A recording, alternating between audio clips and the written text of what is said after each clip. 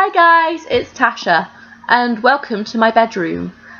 I am in the middle of a readathon at the moment, so I'm feeling pretty drained, pretty tired. So I'm just having a chilled out day today. I've got some books, I've got my laptop to watch Friends on, and yeah, just chilling out. And today I am bringing you my October wrap up.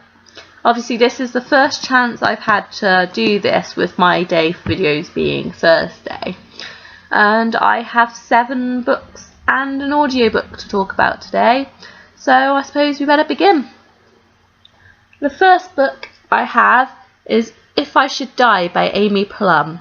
This is the 3rd and final book in the Revenant trilogy. I don't really know how you say that word because it's French and I don't actually speak French. Yeah, this book is actually set in Paris, so there's a few things which just kind of left me confused with the language barrier. On the whole, this whole trilogy has been a bit hit and miss for me. The first book, I liked the storyline, but I found the relationship and the romance just way too intense for my liking. And the second book I thought was pretty good, but then this we were just kind of back to a bit I gave it 3 stars. Unfortunately, this was my 100th book of the year, so I was hoping for a really amazing story, and unfortunately this just didn't quite deliver. And then second, I read Fallen Kingdoms by Morgan Rhodes. This book is kind of hard to explain, but I'll give it a go. It's these 3 kingdoms, and like one of them is like basically like the ruling kingdom. It's got all the money, all the land and everything, and like these 2 smaller kingdoms are trying to overthrow the big kingdom, and there's magic, obviously being fantasy, and yeah, it's a really good story. I think I gave this 5 stars. It might have been 4, but I think it was 5. I had a bit of an embarrassing moment on this actually, but I nearly cried reading it while I was sat on a bus. So that was pretty embarrassing. And next, while we're on the subject of books to cry for, I have Second Chance Summer by Morgan Matson. You look at it, it seems like a really light fluffy read. You read the description, it seems like a pretty light fluffy read. But no. It's only at the end of the first chapter, so I don't think it's much of a spoiler, but basically the main character's dad has been diagnosed with like terminal cancer, and he's been given 3 months left to live, so they go back to their old lake house, and like they spend the whole summer there, which I found really strange being from the UK, because American summer holidays are like 3 months long while we only get 6 weeks, but don't even get me started on that. And yeah, obviously you can, I guess, kind of tell what happens at the end, and it's just so soul destroying and heartbreaking, but at the same time it's a really good read.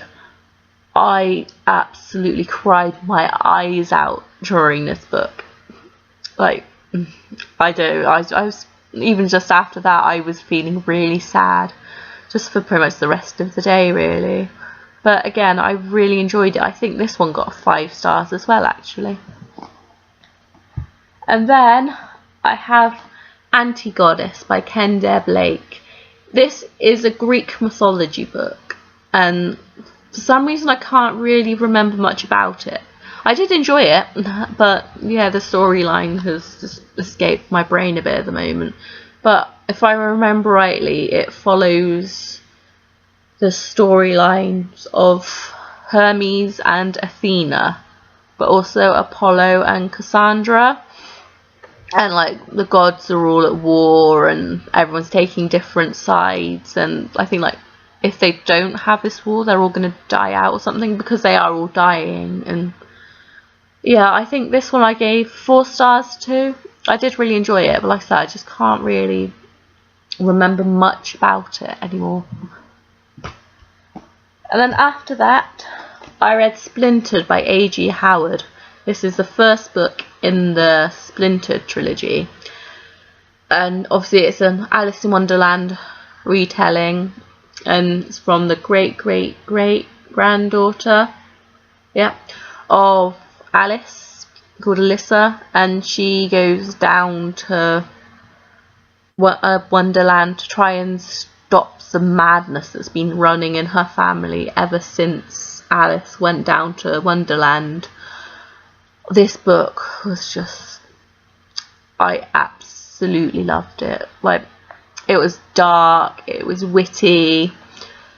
A couple of things I actually found downright terrifying. This turned out to be a really good October read, surprisingly, and this one got 5 stars from me.